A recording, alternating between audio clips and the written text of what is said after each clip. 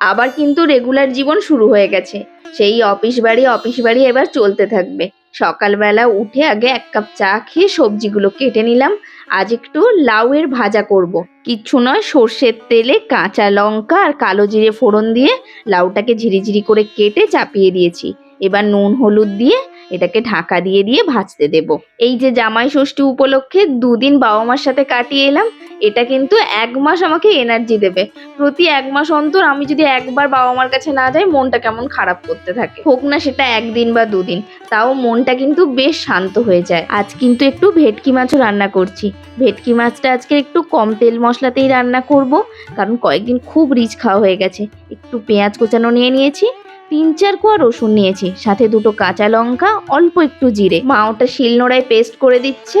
এদিকে লাউটা কিন্তু পুরো জল ছেড়ে সেদ্ধ হয়ে গেছে। এবার আর ঢাকা দেব না, গ্যাসের ফ্লেমটা একটু বাড়িয়ে রেখে লাউটাকে ভালো করে ভেজে নিয়েছি। অবশ্যই একটু চিনি দিয়েছি, লাউয়ের ভাজায় অল্প একটু চিনি না দিলে কিন্তু ভালো লাগে না।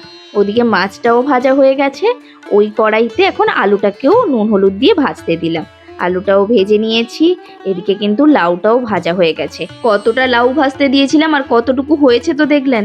সেই বুঝে কিন্তু নুন দেবেন। প্রথমে বেশি করে নুন দিয়ে দিলে কিন্তু লাউ ভাজা এমন জিনিস, ওটা কিন্তু একেবারে নুন পোড়া হয়ে যাবে। আজ আরেকটা জিনিসও রান্না করব, ইলিশ মাছ মাথা দিয়ে ঢ্যাঁড়স চচ্চড়ি। তাই ইলিশ মাছটাকে ওই দিকের কড়াইটা ধুয়ে ভাজতে বসিয়ে দিলাম, আর এদিকে মাছের ঝোলটা বসিয়ে দিয়েছি।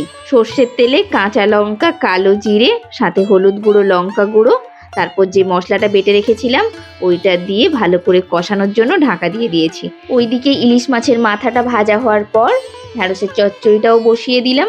১ টুকরো মাত্র ইলিশ মাছের মাথা পড়েছিল ফ্রিজে, সেটাকে দিয়েই ঢ্যাঁড়সের চচ্চড়ি করছি অল্প করে। আজকে তো খুব বেশি রান্না করছি না, এই ৩খানা তরকারিই করছি, কারণ কালকে রাতে মা আমাদের জন্য পাবদা মাছের ঝাল করে রেখেছিল। কিন্তু এতটা বাইক জার্নি করে ফিরে রাতে আর পাবদা মাছ খেতে ইচ্ছে করেনি, তাই পুরো তরকারিটাই থেকে গেছিল। তাই ওটাও থাকবে কিন্তু আজকে দুপুরে লাঞ্চের থালিতে। ওদিকে ঝোলটা কিন্তু ফুটতে দিয়ে দিয়েছি। এবার ঢ্যাঁড়স চচ্চড়িতে হলুদ আর লঙ্কা গুঁড়োটাও দিয়ে দিলাম। ঢ্যাঁড়স কিন্তু সেদ্ধ হয়ে গেছে, তারপরেই লঙ্কা গুঁড়ো হলুদ গুঁড়ো দিয়েছি।